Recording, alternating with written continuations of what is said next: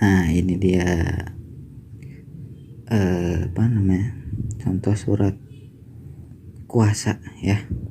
Nah, di sini ada surat pernyataan perubahan tanda tangan. Pertama, ini kalian isi ini nama, alamat, nomor KTP-nya itu yang orang yang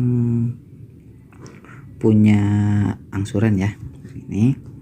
Nah, ini kan menyatakan dengan sebenarnya bahwa tanda tangan saya pada KTP telah berubah seperti yang dicantumkan di bawah ini. Nah, khusus ini tanda tangan ini kalian minta aja sama orang yang punya angsuran.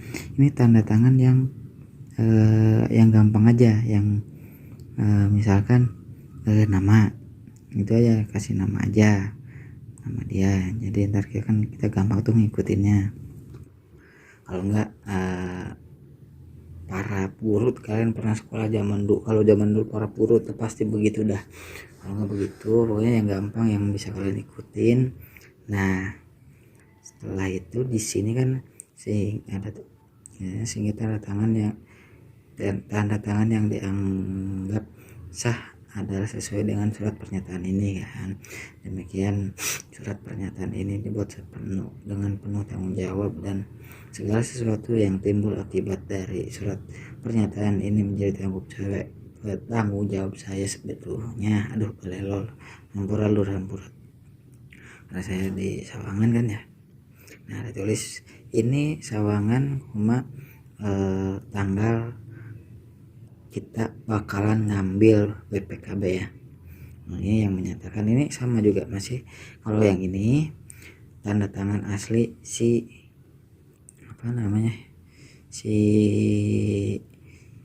yang punya angsuran ya, nama, tanda tangan dah biar jelas.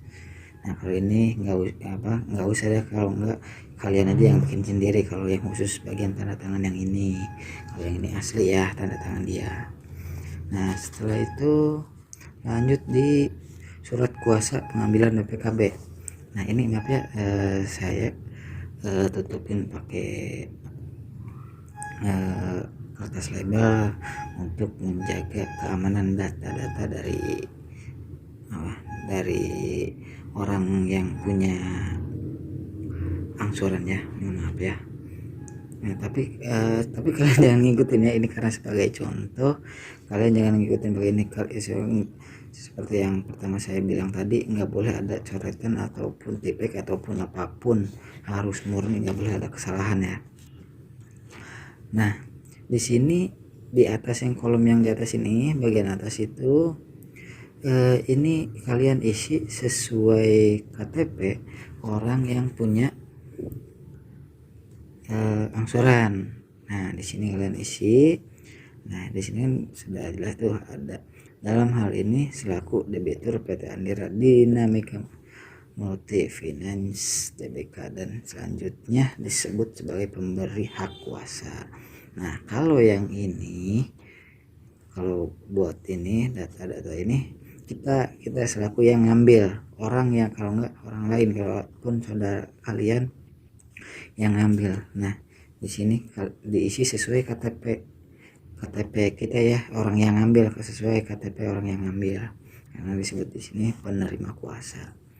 Nah, selanjutnya, di sini guna bertindak untuk dan atas nama pemberi kuasa mengambil BPKB kendaraan bermotor, karena saya ngambil motor jadi kendaraan bermotor. Nah, sama juga sih untuk mobil juga begini juga mungkin, tapi mungkin di tempat lain mungkin ada yang berbeda ya. Nah, di sini datanya itu kalian isi sesuai yang ada di STNK gitu loh. Ini bisa juga misalkan ini yang punya angsuran namanya A. Nah, di sini yang buat di STNK namanya B. Nah, isi aja sesuai STNK, nggak apa-apa. Nah, yang penting ini sama ini kan, beda juga nggak apa-apa. Tapi maksudnya beda itu di sini namanya A, di sini nih dia yang punya angsuran namanya A, di sini STNK namanya B, nggak masalah. Yang penting sesuai STNK yang di motor tersebut yang diambil. Nah, setelah kalian isi, lanjut di sini nih.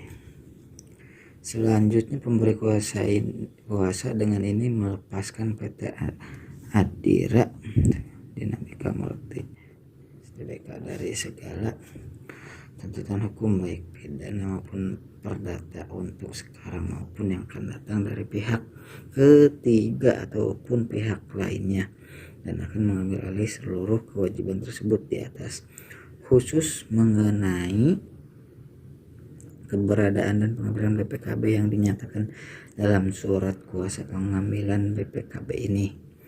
Demikian, surat kuasa ini dibuat dengan sebenar-benarnya untuk digunakan seperlunya dan sebagaimana mestinya. Nah, kalian di sini kan tempat kalian di mana ngambilnya, sama di sini tanggal bulan tahun ya, tanggal bulan tahun, hari dimana kalian ngambil BPKB. Nah, di sini pihak pemberi kuasa itu ya, di sini siapkan materai 6.000 ya, tadi saya udah saya bilang siapkan materai 6.000 nya 2. Nah, kalian taruh di sini lalu baru ditanda tangan, jangan tanda tangan dulu baru dikasih materai ya, tuh catatan. Nah, di sini kalian tulis nama si udah tanda tangan kan, ada materai tanda tangan. Nah, ini yang punya angsuran. Nah, di sini kan ada jelaskan pihak pengambil BPKB ini selaku kita ataupun saudara yang ngambil ya, nama tanda tangan juga di sini. Di sini ada keterangan udah jelas, tadi udah saya jelaskan juga. Nah, lanjut ke surat pernyataan pengambilan BPKB. Nah, di sini sama aja ya, ini data-data kita, terus ini data yang punya angsuran. Nah, selanjutnya ini STNK motor yang kita yang dicicil ya, yang ataupun yang dalam masa angsuran, yang kalau enggak bisa dikatakan yang BPKB-nya yang mau kita ambil. Aduh, keceletot mulu ngomongna euy, hampura lur hampura. Nah, setelah itu kita membaca. Nah, demikian surat pernyataan BPKB ini dibuat dengan sebenar-benarnya untuk digunakan sebagaimana mestinya ya. Nah, biasa sawangan waktu kalian akan mengambil BPKB. Nah, ini pihak pengambil BPKB, astagfirullahaladzim ya Allah, pihak pengambil BPKB itu kita sendiri ataupun saudara ataupun teman yang akan mengambil BPKB. Nah, karena tadi kan saya bilang siapin 2 materai, nah buat satunya lagi buat di sini ya. Biasa kayak tadi kita taruh materai baru kita tanda tangan. Nah, tanda tangan itu harus menyentuh si materainya itu, jangan tanda tangan doang, apa di bawahnya apa di atasnya, baru materainya jangan. Apalagi ya tanda tangan, mas tanda tangan itu kita timbun pakai materai, jangan materai sini tempelin dulu baru tanda tangan. Nah, itu dia penjelasan mengenai surat kuasa ya. Simpel, gampang banget ya caranya, nggak usah kalian nggak usah bingung ini itu ya. Tell me pretty lies, look me in the face, tell me that you love me.